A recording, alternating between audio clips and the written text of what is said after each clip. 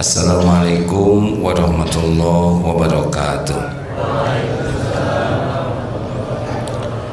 Alhamdulillahi rabbil alamin.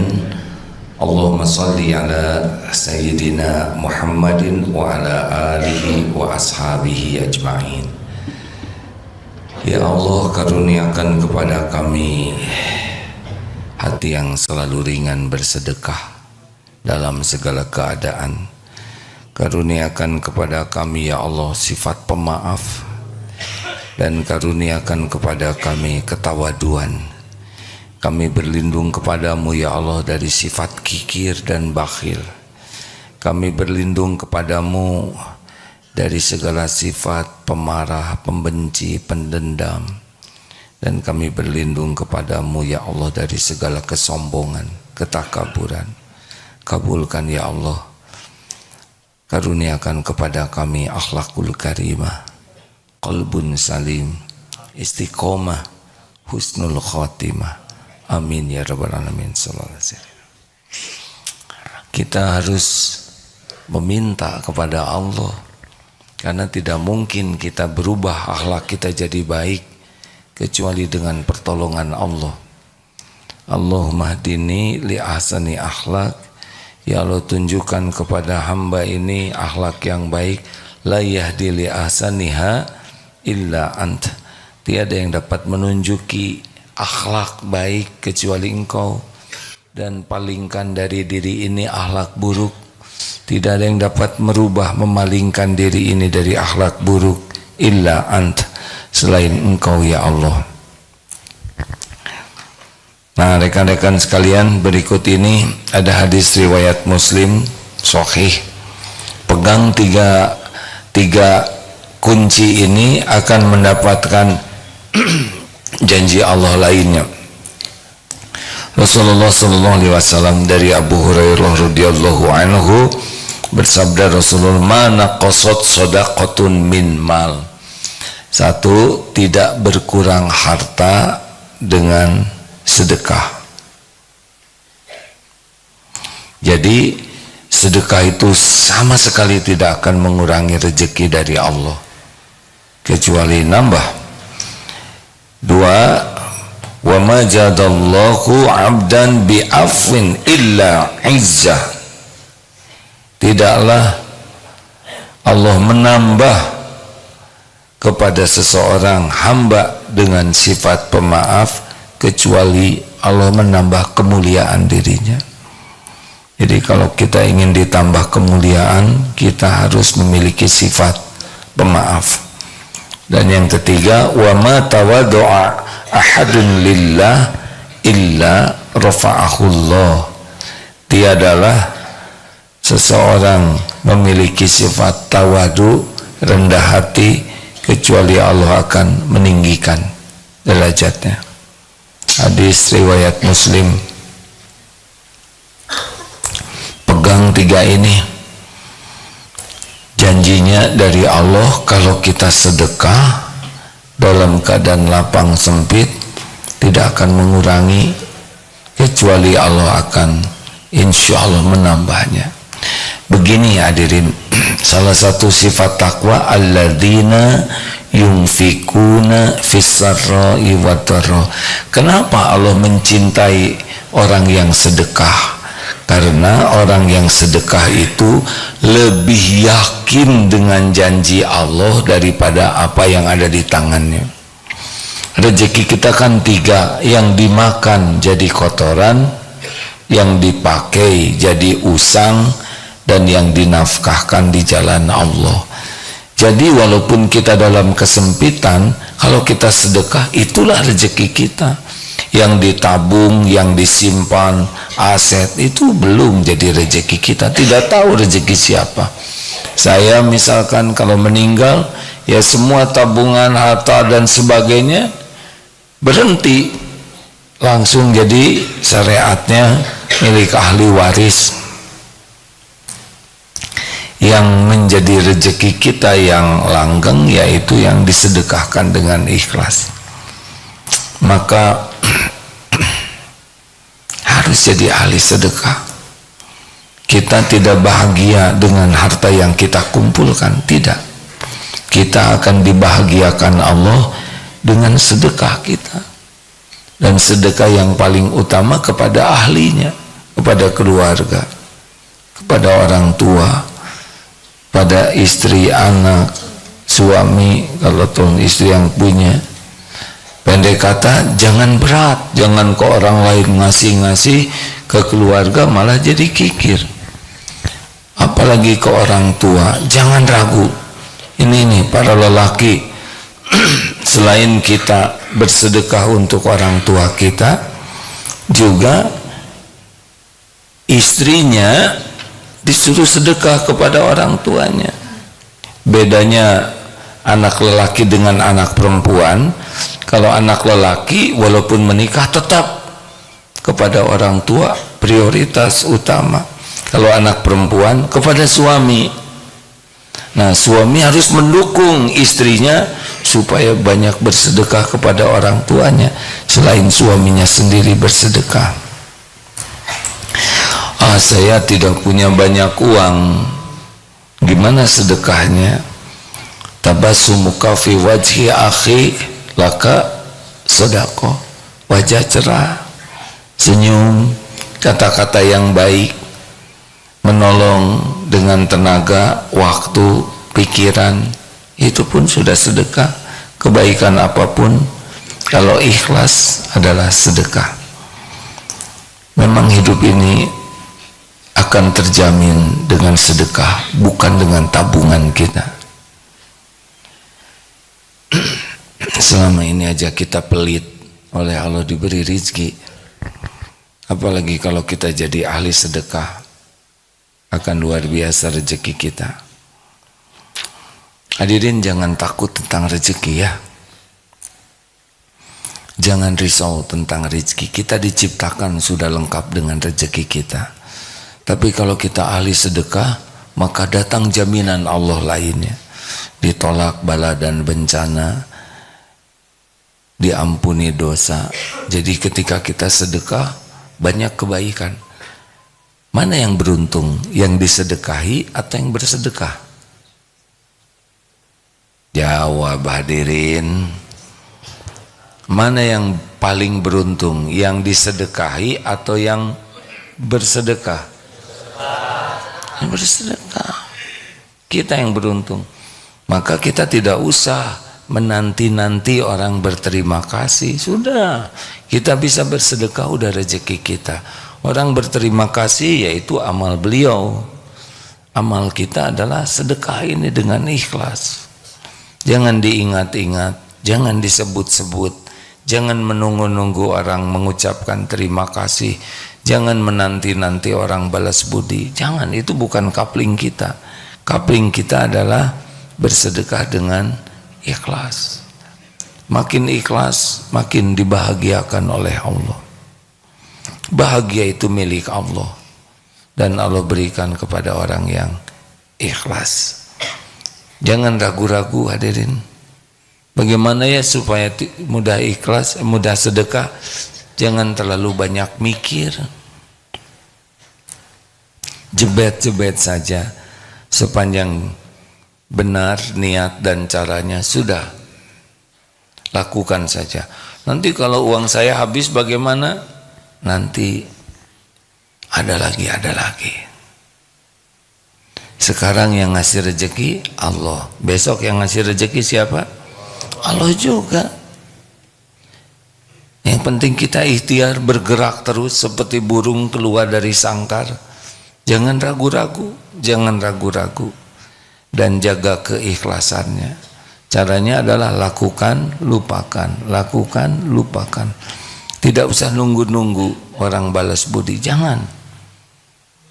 Allah sudah tahu apa yang kita lakukan, dan hal jazaul ihsan illal ihsan.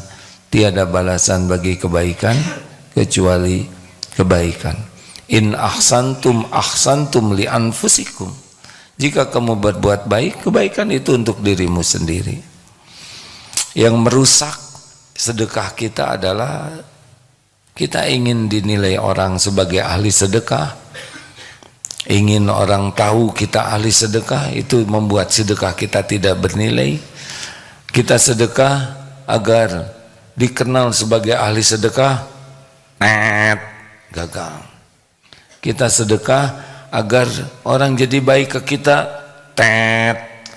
gagal. Kenapa pakai tatetot? Karena membangunkan yang tidur, ya. Kenapa bunyi katanya?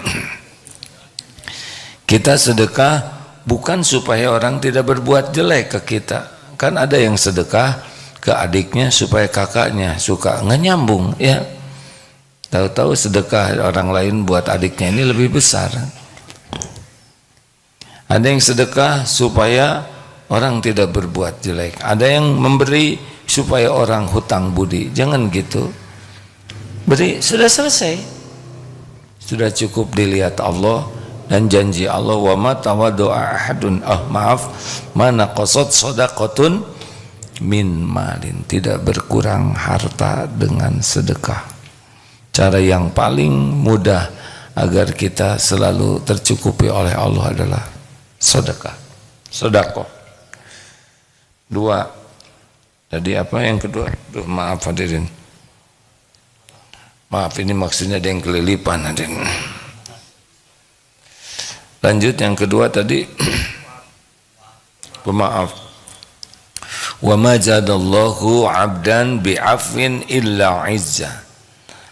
Tiadalah Allah menambahkan kepada seorang hamba yang pemaaf kecuali Allah muliakan dirinya. Jadi kalau Allah memuliakan kita, kita tidak akan bisa dihinakan siapapun. Dan salah satu gerbangnya adalah pemaaf.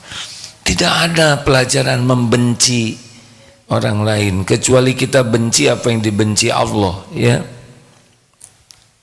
Membenci adik, kakak, membenci saudara, membenci tetangga, membenci teman. Ini pelajaran siapa? Perintah siapa? Benci-bencian begini. Ini perintah setan, tidak ada perintah Allah kita benci, dendam, kesumat. Yang ada perintah itu adalah memaafkan. Tapi dia pernah menghina saya, maafkan. Dihina tidak bahaya. Yang bahaya itu menghina. Nabi Muhammad sempurna, ada yang menghina beliau, Nabi tidak berkurang kemuliaannya setitik pun juga. Yang celaka adalah yang menghinanya. Jangan ada dendam-dendaman. Tapi saya tidak bisa melupakan kata-kata dia. Mau ngapain ngingat-ngingat kata yang enggak enak? Apa untungnya kita mengingat-ingat yang tidak enak? Apa untungnya? Gini ya, kalau kita ingin bahagia, makanya harus jelas dulu mau apa hidup ini. Mau bahagia, ya sudah, tidak usah membuka-buka hal-hal yang bisa membuat sakit hati.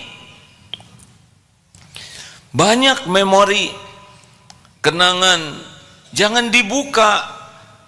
Kenangan yang membuat terluka. Carilah kenangan yang membuat hati ini bahagia. Guru misalkan dulu pernah melempar kapur dan tidak kena, mau ngapain kita ingat-ingat kapurnya? Ingat ilmunya yang udah nyerap ke kita, betul? Hidup ini memilih hadirin, mau milih sengsara, milih bahagia. Milih bahagia, buka kenangan-kenangan, memori yang membuat hati ini jadi nyaman. Jangan membuka memori yang bisa membuat hati sengsara. Mau apa? Yang lalu sudah berlalu, tidak usah diungkit-ungkit. Aneh kita ini ya. Sakit nanaonan. Gawe tidak ada kerjaan, melukai diri sendiri. Habis omongan dia betul-betul membuat remuk redam hati saya. Enggak, itu mah GR aja. Penghinaan orang kepada kita itu lebih sederhana, lebih cetek dibanding kehinaan kita yang aslinya. Benar? Gak ada apa-apanya. Gak ada apa-apanya. Mau dimuliakan Allah, mau bahagia, jadilah pemaaf sebelum orang minta maaf. Enggak usah ditunggu-tunggu. Saya nunggu dia minta maaf. Mau apa? Nyiksa diri. Saya tunggu kau minta maaf. Enggak usah. Maafkan saja. Nunggu-nunggu, tahu-tahu dia lupa. Rugi kita ladang memaafkan. Maafkan sebelum orang minta maaf. Merdekakan diri dari belenggu yang membuat kita menyiksa diri. Nauzubillah. Pemaaf itu adalah ketakwaan. Pemaaf itu adalah kemuliaan. Orang yang pemaaf tidak ditambah oleh Allah selain kemuliaan. Saudara harus minta maaf kepada saya. Nggak usah. Maafkan saja. Setuju? Saudara sudah memaafkan saya belum? Sekarang nggak bisa nuntut, maafkan saja. Lagi jalan kejeduk bahu, dia yang nubruk badan kita, misalkan tidak sengaja. Oh maksudnya nggak apa-apa, beres. Begitulah. 3, wa ma tawaddu'a ahadun lillah illa rafa'ahullah. Tiadalah seseorang memiliki ketawaduan yang ikhlas karena Allah kecuali Allah meninggikannya. Jadi tawadu yang bisa meninggikan itu adalah tawadu yang ikhlas. Apakah ada tawadu yang tidak ikhlas? Ada. Namanya tawadu acting. Jadi dia merendah untuk meninggikan diri. Misal turun dari sini pura-pura ngerapikan sendal sambil lihat kiri kanan supaya dia anggap tawadu. Di rumah nyapu di halaman tuh sambil lihat tetangga, kok nggak ada yang lihat ya? Orang melakukan sesuatu supaya dia anggap tawadu karena dia sombong, karena dia merasa saya tidak layak merapikan sendal, maka kalau saya merapikan sendal saya seperti orang yang mulia rendah hati. Dia merasa tidak layak itu merapikan sendal, ini bagian yang lain. Jadi ketika dia merapikan sendal, ini spesial loh saya merapikan sendal, ini spesial loh saya memungut sampah. Misalkan dia bos ke kantor naik ojek supaya kelihatan tawadu, muter terus di kantor tuh. Kenapa? Karena karyawan belum ada yang lihat, terus jeg.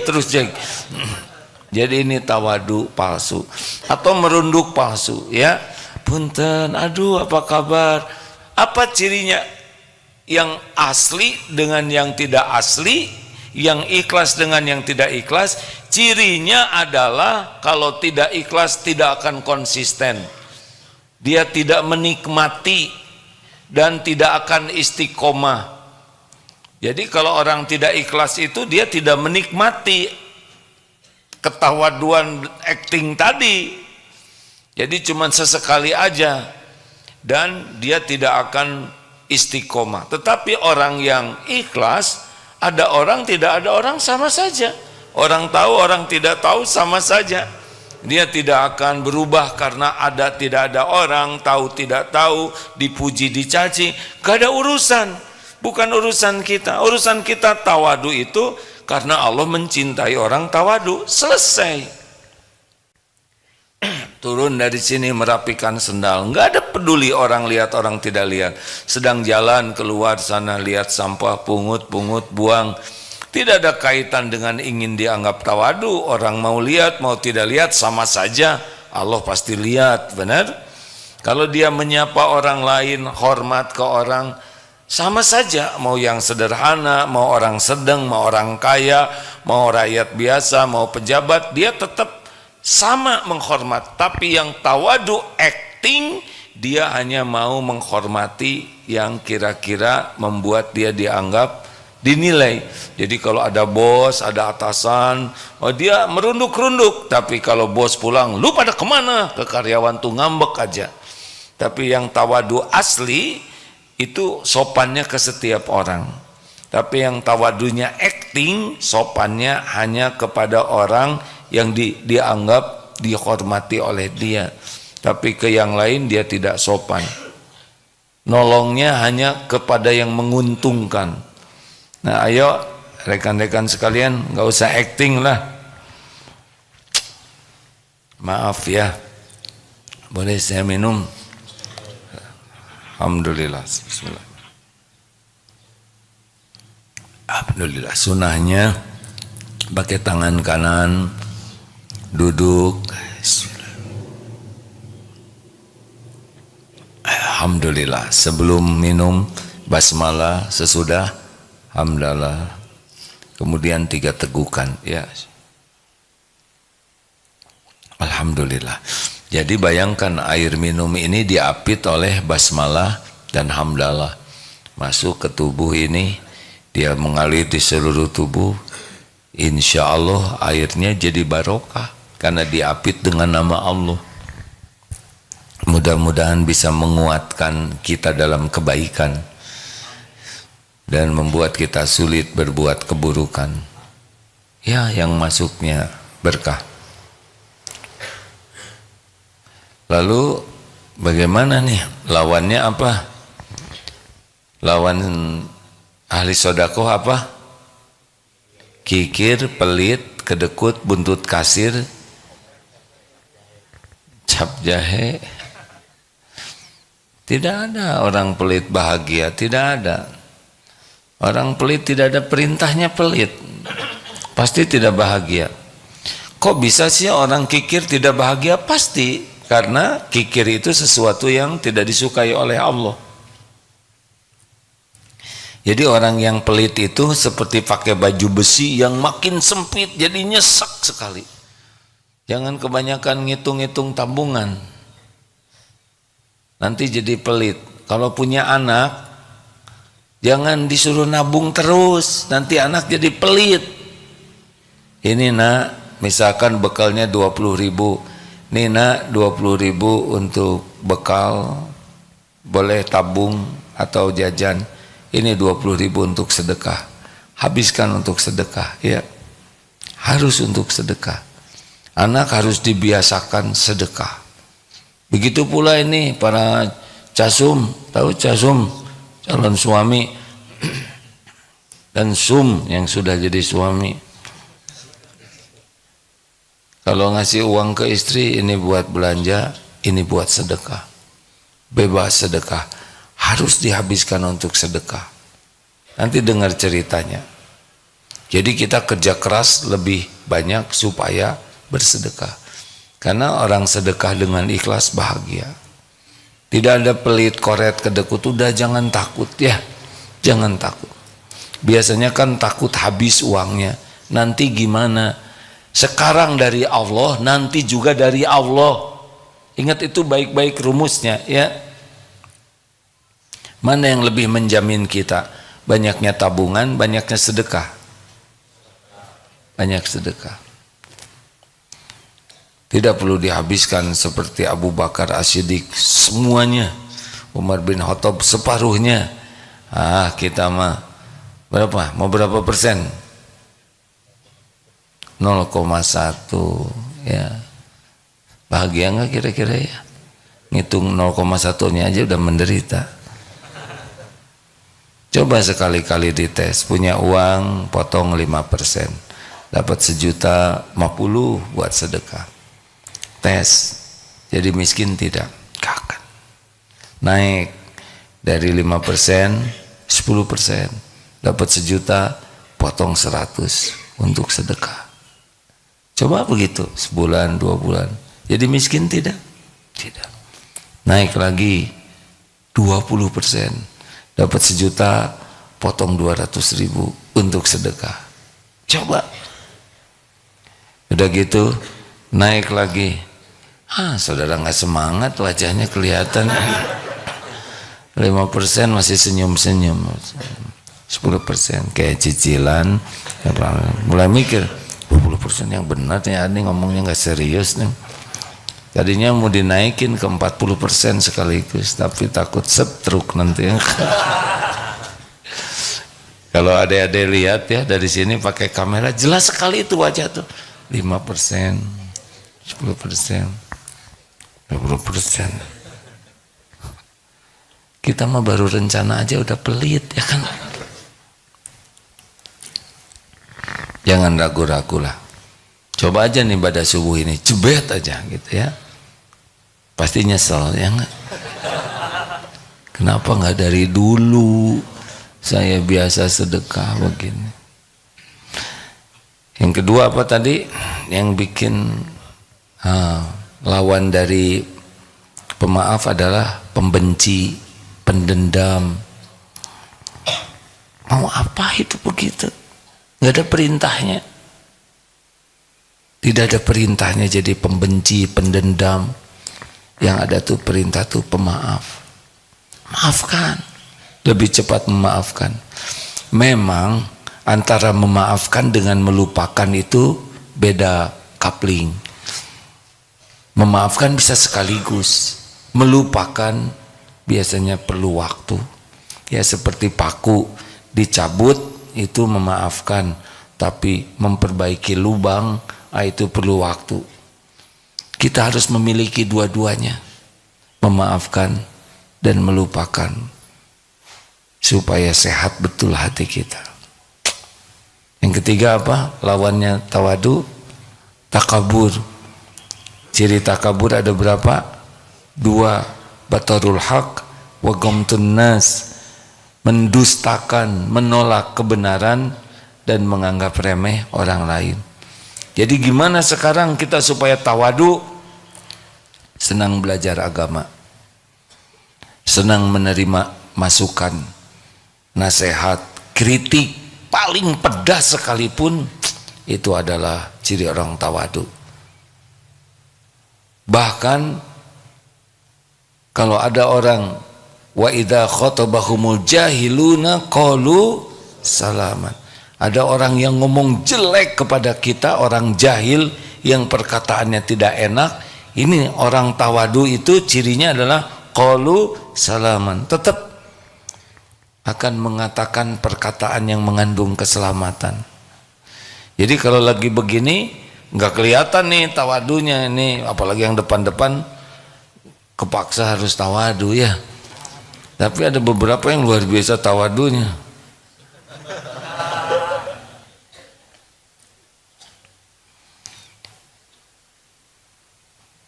Bagaimana cirinya kita ketahuan tawadu? Nanti ketika ada orang yang menghina, ngomong jelek, yang tidak enak kepada kita, nah kalau kita bisa bersabar, itu sudah memasuki wilayah tawadu yang bagus. Kalau lagi dihormat-hormat, tawadud namanya biasanya ya. Tapi ketika kita ada ngomong jelek, bisa enggak kita menahan diri dari amarah dan berkata yang baik? Nah itu orang tawadu seperti itu. Yang kedua, cirinya tidak melihat orang lain lebih rendah dari kita. Jadi kalau lihat orang tuh yang muda-muda seperti ini, aduh masih muda-muda, jangan mengatakan lu masih muda, tahu apa lu? Nah itu sombong. Lihat yang muda ini dosanya masih sedikit, tapi sekarang mah sedikit juga paten-paten. Jangan ngomong begitu. Sudah. Nah lihat yang tua, nah ini dia nih udah tua-tua nih, berarti jangan tua, ini tua-tua pasti dosanya luar biasa.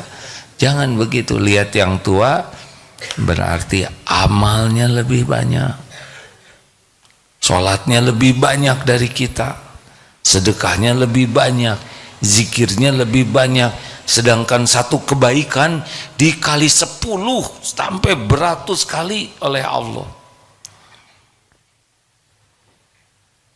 Jadi lihat yang lebih tua, berapa banyak sujudnya, berapa banyak baca Qur'annya, berapa lama berbakti kepada orang tuanya, berapa banyak menafkahkan rezeki untuk keluarganya, itu lebih banyak. Memang belajarnya baru belajar Iqra, tapi yang lainnya lebih banyak. Lihat orang, siapa tahu air mata tobatnya lebih banyak dari air mata kita. Mungkin berbakti ke orang tuanya lebih sungguh-sungguh dibanding kita. Mungkin mencari nafkah, menjemput rezeki untuk keluarganya lebih berat. Mungkin yang ini tapi dia sakit, mungkin dengan sakitnya digugurkan dosanya lebih bersih daripada kita. Tapi dia cobaan hidupnya bertubi-tubi, mungkin cobaan hidup itu yang membuat beliau diridhoi Allah. Pahalanya lebih banyak, dosanya diampuni. Dia mah udah miskin, ketipu, susah usahanya, bangkrut terus. Siapa tahu hatinya ridho dengan berbagai kepahitan itu, sehingga Allah ridho kepadanya. Jangan memandang orang lain lebih remeh, lebih rendah. Kita tidak tahu. Jangan-jangan orang yang kita rendahkan adalah orang yang dimuliakan oleh Allah. Tidak ada untungnya merendahkan orang lain. Walaupun kita tahu ada kekurangan, kesalahan, tapi dia maaf dulu ngaco, siapa tahu sudah tobat. Bukan dulu kemarin dia ngaco, siapa tahu dosa itu yang mengantarkan orang tobat nasuha. Berapa banyak orang yang jadi lebih baik dari kita karena dosa yang dia tobatin dibanding kita jarang tobat. Yang paling aman, jangan memasang diri merasa lebih tinggi dari orang lain. Ada nasihat dari guru, kalau nanti diuji, dianggap kiai oleh orang lain, pantangan utamanya adalah merasa lebih dari jamaah. Yang benar adalah maksimal sama, yang benar adalah di bawah. Kenapa? Kalau mungkin jamaah tidak beramal, belum tahu ilmunya, tapi kalau kita yang tahu ilmunya tidak beramal padahal sudah tahu, lebih buruk. Apalagi ngajak orang beramal tapi tidak beramal, lebih hina. Makanya simpan diri, tidak merasa lebih dari yang lain. Ada pertanyaan? Silakan. Dari radio boleh, dari TV boleh, dari masjid juga boleh. Silakan Dek, bisa dibantu mikrofonnya. 1, 2, 3. Nah ini mempercepat gerakan ya. Ada pertanyaan? Ya baik, ini dulu Pak Ajat yang duluan ya, boleh ya, yang duluan ngacung.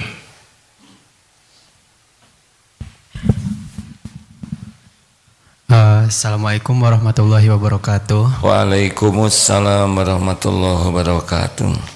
Izin bertanya, saya itu ada pernah gitu meminjamkan uang ke seseorang, lalu dari yang dipinjamkan itu sering udah kayak tidak ada tanda-tanda dia mau membayarnya. Sudah pernah mendoakan belum supaya dia disanggupkan bayar? Belum. Nah ya udah nggak apa-apa. Lalu saya itu meniatkan untuk mengikhlaskannya, tapi kalau misalkan bertemu dengan yang bersangkutan itu jadi sering teringat-ingat, jadi pikiran itu jadi buruk gitu ke dianya. Walaupun saya sudah niat awalnya itu sudah mengikhlaskan hutang itu, tapi seringkali diingat-ingat. Nah itu bagaimana supaya... Jangan diingatin. Sekarang mau dibayar atau mau diikhlasin? Mau diikhlasin, cuman ya masih kalau ketemu itu masih teringat, walaupun ya udah belum. Udah diikrarkan belum ke sana? Ke yang bersangkutannya? Iya. Belum. Kasih tahu tuh supaya beres urusannya. Tentang utang itu udah selesai, tidak usah diingat-ingat. Mungkin karena belum diikrarkan, jadi masih ada harapan juga ya. Doakan supaya bisa bayar utang. Ih, enak aja, nanti dia uangnya banyak. Doakan supaya dia jadi orang kaya. Mau nggak? Berani nggak mendoakan dia jadi orang kaya? Kan? Enak aja, nanti dia lebih kaya dari saya. Gimana? Kita mah ngedoain orang aja pelit. Jangan doa yang jelek, nanti malah nggak bayar. Sing mencret, jadi uangnya dipakai bayar. Dia doa baik, doakan. Kalau tuh memang dia kelihatannya tidak akan sanggup dan gak seberapa, ya cuma 50.000 rupiah misal, ya sudah halal. Untung bukan kita yang bagian berutang, untung kita yang bagian ngutangin. Itu keuntungan loh. Karena kalau udah berutang itu dunia jadi sempit, jadi gampang bohong, janjinya mudah janji palsu, berat orang yang berhutang tuh. Jadi jangan sebel tapi kasihan, karena dia menderita dengan utang itu. Begitu deh. Terima kasih ya. Ikrarkan aja. Tapi kalau saya ketemu dia, ya nggak usah ketemu ya. Begitu. Jadi harusnya kita tidak posisi korban, tapi posisi bersyukur. Untung saya bagian ngutangin. Gimana kalau saya yang bagian berhutang? Nah, jadi kita bersyukur. Ya, Regu B. Silakan.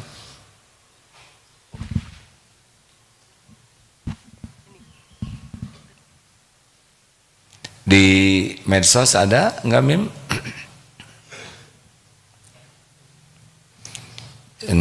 Ya, sing ridho ya, yang ngacung yang belakang, yang diberi yang di depan. Gimana ini bagusnya? Bismillah. Nah. Mohon maaf AA, ini saya mau bertanya bagaimana menghadapi anak ya yang selalu membenci ibunya dan itu setiap hari marah, selalu marah, apapun yang terjadi dia marah sama saya gitu sebagai ibunya gitu Pak. Jadi kalau ada yang ngenasihatin tuh kasihan sama mama, dia marah lagi sama saya. Kalau ada yang, kalau dia tidak senang atau sedang kesal sama siapa, marah lagi sama saya setiap hari itu. Ya. Bagaimana? Satu, istighfar. Loh, kok anak yang tidak bagus kita yang istighfar? Istighfar aja. Dalilnya surat Asy-Syura ayat 30. Wa ma asobakum min musibatin fabima kasabat aidikum. Musibah apapun yang menimpamu diundang oleh tanganmu sendiri. Jadi lebih baik dibawa tobat. Ya Allah, ini bukan beliau cerita tentang anaknya, bagaimana kalau ada seorang anak begitu ya, yang marah-marah terus ke orang tua. Apa yang orang tua lakukan? Tobat. Ya Allah, ampuni saya, semua ini buah dari dosa saya. Ya, itu ya. Saya banyak dosa. Ya. Waktu hamil jarang ingat kepadamu, melahirkan lupa, tidak dididik di jalanmu. Saya belum jadi contoh yang baik. Saya belum mendoakan dengan ikhlas. Saya yang salah, ya Allah, ampun. Jadi kalau punya anak dan anaknya belum sesuai harapan, kunci pertamanya air mata taubat. Ini adalah buah dosa saya. Padahal mungkin bukan karena dosa kita, tapi kita ngaku dosa saja. Tapi maaf ya, ini anak sayanya anak angkat gitu dari bayi. Sebentar ya, boleh saya teruskan ya. Gak apa-apa. Satu, tobat. Tidak pernah rugi tobat itu. Mungkin kita kurang ikhlas, mungkin kita kurang ngasih contoh, kurang mendidik. Ya pasti ada dosa kita. Kalau kita merasa sebagai korban, kita tidak bisa tobat. Kalau kita merasa saya ini udah berbuat, saya sudah ngasih makan, saya sudah nyekolahin, kok begini, pasti nggak bisa tobat. Tidak bisa. Dan kalau tidak bisa tobat, tidak ada pintu nanti pertolongan Allahnya. Harus kita lewat tobat dulu. Yang kedua adalah kita ingat pahala dari Allah dengan ujian ini. Ya Allah, saya ridho Engkau menguji dengan ujian ini. Semoga inilah yang mendatangkan keridhoan-Mu. Jadi kita harus tahu bahwa episode ini memang takdir Allah harus dijalanin. Orang lain kan macam-macam, ini lewat yang bersangkutan ya. Yang ketiga, ingat bahwa setiap perbuatan buruk orang ke kita itu juga bisa menggugurkan dosa kita dan mengangkat derajat kita kalau sabar ya, jangan terpancing. Anak ini sudah tahu belum beliau sebagai anak angkat? Sekarang sudah tahu. Sudah tahu. Ya. Ya harus tahu. Ya. Tapi jangan sampai karena dalam Islam tidak ada adopsi ya. Tidak nasabnya tersambung. Kalau ini memang anak angkat dan takdirnya memang kita diamanahi anak angkat, kita harus jelaskan. Doakan saja yang banyak ya Bu, karena yang membulak-balik hati adalah Allah. Tapi intinya kita harus tobat dulu. Jangan sampai mengatakan dosa saya apa. Nah itu dosa tuh, nggak ngaku ya, pasti punya dosa. Mungkin tidak langsung berkaitan dengan anak ini dosa kita ya, dosa ke yang lain, dosa ke orang tua, dosa ke tetangga, dosa kemana-mana. Pasti nanti buahnya adalah ujian. Yang bisa membulak-balik hati adalah Allah. Sabar saja, hadapin dengan baik, ridho dengan ujian ini, dan tetap kita jadi orang baik ya.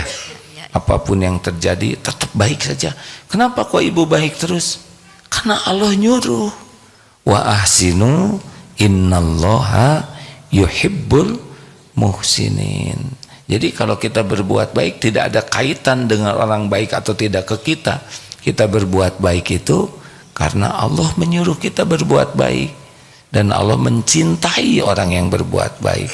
Orang tidak menghargai kebaikan kita, ya nggak apa-apa, bukan urusan kita. Urusan kita adalah berbuat baik dengan ikhlas. Ya Bu, mudah-mudahan Allah membulak-balik hati. Amin, amin ya Allah ya Rabbal. Kita tidak bisa ngebulak-balik hati siapapun. Ya. Doa yang banyak, sing ikhlas. Setiap orang ada episode masing-masing. Yang di belakangnya silahkan. Boleh diacungkan tangan supaya bukan angkat tangan ya, acungkan tangan. Karena kalau angkat tangan mungkin. Siapa yang mau angkat tangan? Lanjut. Assalamualaikum warahmatullahi wabarakatuh. Waalaikumsalam warahmatullahi wabarakatuh. Saya izin bertanya terkait tentang sedekah ya. Misalnya di rekening kita, alhamdulillah Bukan saldonya. rekening kita. Rekening ya. Di rekening saya Nah, cukup. Gitu. Nanti ada fitnah lagi sesudah ini. Terus kemudian datanglah seorang hamba Allah yang mungkin minta pertolongan gitu ya dalam terkait dana gitu ya. Nah terus jumlahnya juga hampir dengan saldo yang saya punya gitu Pak. Nah itu baiknya bagaimana ya, langsung saya bantu atau bagaimana gitu Pak? Terus untuk menghilangkan yuwas-wisu pada saat sedekah itu bagaimana? Terima kasih. Ya ibu doalah kepada Allah supaya ya Allah kalau memang orang ini rezekinya ada di saya, buatlah saya ringan mengeluarkannya. Kan setan selalu membisiki takut miskin, takut fakir. Surat Al-Baqarah berapa tadi? Asyaiton yaidukum. Ada di surat Al-Baqarah bahwa kita itu jadi pelit itu karena diantaranya dibisiki oleh setan. Nah orang yang ditakdirkan minta tolong juga macam-macam skalanya ya. Ada yang darurat, ada yang tidak darurat, ada yang memang gitu terus dia ya. Ada yang terus-terusan minta bantuan tapi dia kelihatan usaha. Ada yang terus-terusan minta bantuan tapi kelihatannya dia tidak begitu serius usahanya karena udah tahu ada yang mau bantu, jadi dia sibuk aja menggantung ke kita. Nah ini perilaku kitanya juga harus ada tambahan ya, jangan sampai membuat orang jadi malas Begitulah. Minta tolong ke Allah. Ya Allah, kalau memang ini harus saya tolong, kuatkan hati saya. Allah mendengar doa. Surat Al-Baqarah ayat 268. Tolong bacakan Ustaz, maaf. A'udzu billahi minasy syaithanir rajim. Asy-syaitanu ya'idukumul faqra wa ya'murukum bil fahsya' wallahu ya'idukum maghfiratan minhu wa fadla wallahu wasi'un alim. Setan menjanjikan menakut-nakut kamu kemiskinan dan menyuruh kamu berbuat keji atau kikir, sedangkan Allah menjanjikan kamu ampunan dan karunia-Nya. Allah Maha Luas lagi Maha Mengetahui. Setan menakut-nakuti dengan kefakiran, takut supaya takut habis uangnya, takut jadi miskin, dan menyuruh berbuat keji, yaitu kikir. Sedangkan Allah menjanjikan ampunan dan karunia-Nya. Allah Maha Luas, pemilik langit dan bumi. Kalau mau jebet saja. Dan sing sabar ya. Kalau nanti, aduh, gara-gara saya sedekah saya jadi sulit, kalah. Ada waktunya nanti dikasih lagi. Hamim, ada dari medsos? Silakan. Cek, bismillah. Izin A dari Instagram. Assalamualaikum AA. Waalaikumsalam warahmatullahi. Saya mau menanyakan, apakah ada orang tua yang durhaka kepada anaknya A? Orang tua yang berbuat tidak baik, ya wallahu a'lam, mungkin ada. Lalu bagaimana kalau orang tuanya kurang baik ke anak? Anak tetap baik saja. Kita berbuat baik ke orang tua karena perintah Allah, sepanjang tidak menyuruh kepada kemungkaran. Kalau menyuruh kepada kemungkaran tidak bisa diikuti, tapi tetap berbuat baik. Takdirnya, kita kan tidak memilih takdir lahir dari orang tua siapa. Ada yang orang tuanya sudah soleh, ada yang soleh sebelah, ada yang dua-duanya belum soleh, ada yang berbuat kurang baik. Nah, darah dagingnya ada pada tubuh kita. Udah takdir Allah itu. Kita harus ridho dengan episode ini. Dan kita tetap berusaha. Kalau orang tuanya belum Islam, doa kepada Allah supaya diberi hidayah. Kalau belum sudah Islam tapi akhlaknya belum baik, doa supaya diampuni dan ditunjuki oleh Allah. Pokoknya kita berbuat baik kepada orang tua itu karena perintah Allah, ibadah, amal soleh kita. Apakah orang tua mengakui kebaikan kita atau tidak, menghargai atau tidak, itu bukan wilayah kita. Wilayah kita adalah terus berusaha berbuat yang terbaik agar orang tua kita dibahagiakan di dunia maupun di akhirat nanti. Terakhir, dan yang membulak-balik hati orang tua adalah Allah, ya. Kita tidak bisa, ibu teh udah dikasih segini, yang baik dong bu. Nah, janganlah, kita aja yang baik. Baik aja, maafkan orang tua. Tidak boleh ada benci, dendam di hati, tidak ada. Tidak ada perintahnya. Cek. Izin A dari radio. Assalamualaikum warahmatullahi wabarakatuh. AA izin perkenalkan, saya Wawan SSG Angkatan 32. Saat ini sedang menunaikan amanah di pelosok Cidaun, Cianjur Selatan. Dari program hikmat yang kami agendakan, tidak semua niat baik kita diterima baik oleh semua orang.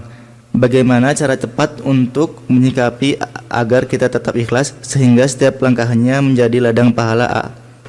Ya memang, walaupun kita berbuat baik, belum tentu orang menerima kebaikan kita. Lihat Rasulullah, para nabi, itu semuanya niatnya baik dan ngajak orang jadi baik, memberi contoh baik, mendoakan baik, tapi tidak semua menerima. Ada yang memusuhi, ada yang bahkan memerangi, ya. Padahal Semua nabi itu niatnya baik, mengajak kepada kebaikan dengan cara yang terbaik. Tetap saja sunatullahnya begitu. Pertanyaannya, kitanya kalah tidak oleh ujian ini? Memang ujian begitu. Jadi tetap sing ikhlas, senyum. Teori emang gampang ya. Mumpung saya cerita teori. Ini membangun pesantren ini juga kan tidak mudah ya. Ada fase-fasenya dulu. Tapi kalau kita berharap ridho Allah ya lebih ringan. Kalau kita mengharapkan pengakuan orang, penghargaan orang, penerimaan orang, balas budi dari orang, itu jadi berat. Makanya yang membuat tertekan hidup ini adalah berharap kepada makhluk. Kalau berharapnya hanya dari Allah, insya Allah akan lebih ringan. Terima kasih sahabatku yang baik. Udah habis kan, Pip? Ada satu lagi ya? Ya, kalau gitu kasihan, silakan.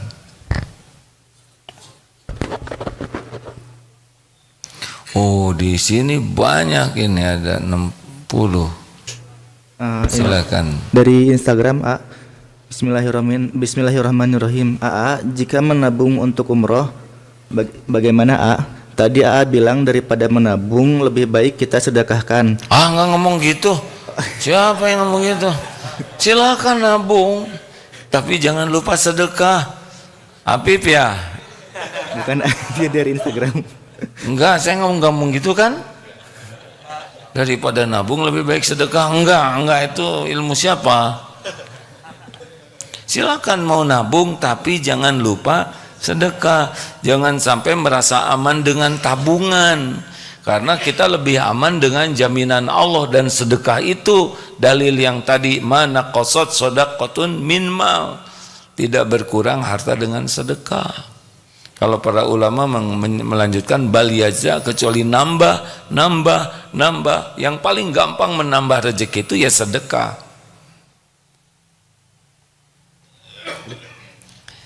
Begitu, Beb? Apip? Iya. Tadi saya ngomong gitu enggak? Itu apa artinya? Pakai